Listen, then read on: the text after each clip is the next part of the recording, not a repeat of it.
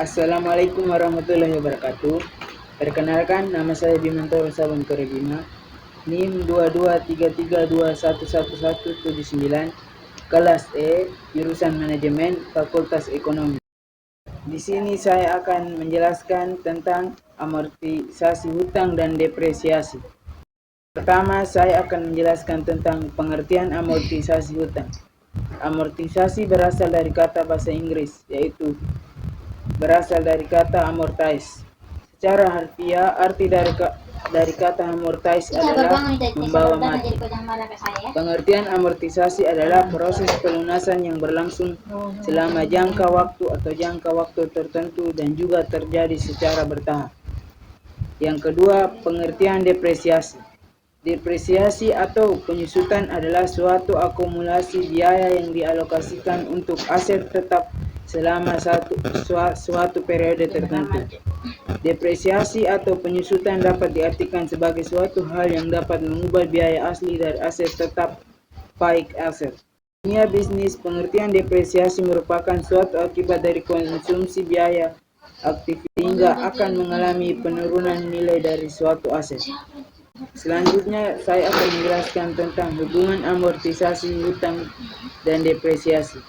Dalam hal pengertian, amortisasi dan depresiasi sama-sama berhubungan dengan adanya perubahan nilai aset.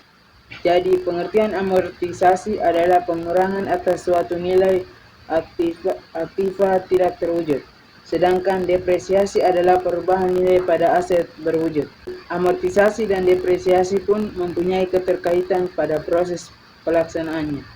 Keduanya biasa dilakukan oleh pihak perusahaan pada bulan terjadinya pengeluaran.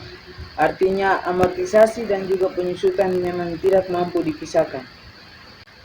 Selanjutnya kita akan menghitung amortisasi hutang dan depresiasi. Cara menghitung amortisasi hutang. Menghitung amortisasi pinjaman pada bulan pertama, terdapat 6 tahapan yang harus dilakukan oleh pihak perusahaan untuk bisa menghitung bunga dan pokok pinjaman pada bulan pertama amortisasi. Tahap pertama adalah dengan cara mengumpulkan data untuk bisa menghitung amortisasi pertama. Tahapan kedua adalah menyiapkan kertas kerja agar lebih memudahkan proses perhitungan. Tahapan selanjutnya adalah dengan menentukan pinjaman pada bulan sebelumnya dan juga menghitung jumlah angsuran. Tahapan keempat yang harus dilakukan jika sudah mengetahui nilai jumlah angsuran dan bunga adalah dengan mendapatkan informasi terkait angsuran pokok yang harus dibayar. Tahapan kelima yang wajib dilakukan adalah dengan cara menghitung saldo pinjaman dengan cara mengurangi nilai pokok pinjaman pada bulan sebelumnya dengan jumlah angsuran pokok. Poin kedua adalah cara menghitung depresiasi. Cara menghitung depresiasi yang pertama adalah metode garis lurus. Metode pertama ini yang paling lazim digunakan di berbagai kalangan. Walaupun begitu, metode ini sebenarnya dianggap kurang valid. Pasalnya, catatan aset yang digunakan sama tiap tahun dan periode. Yang kedua, metode beban menurun. Metode kedua ini dapat digunakan untuk menghitung depresiasi aset. Metode ini mengacu pada jumlah pendapatan tahunan serta saldo menurun. Yang ketiga, metode aktivitas. Metode ketiga ini mengacu pada penggunaan penilaian usia pada aset yang digunakan. Yang keempat, depresiasi khusus. Cara menghitung menggunakan metode depresiasi khusus bertujuan mencari atau manfaat penurunan nilai aset.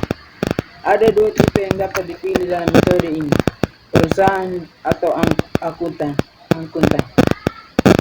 Yang kelima, saldo menurun ganda. Saldo menurun ganda meliputi residu dan dipakai pada periode awal. Yang keenam, skema unit produksi. Metode depresiasi yang terakhir ini merupakan yang paling rinci dalam metode ini.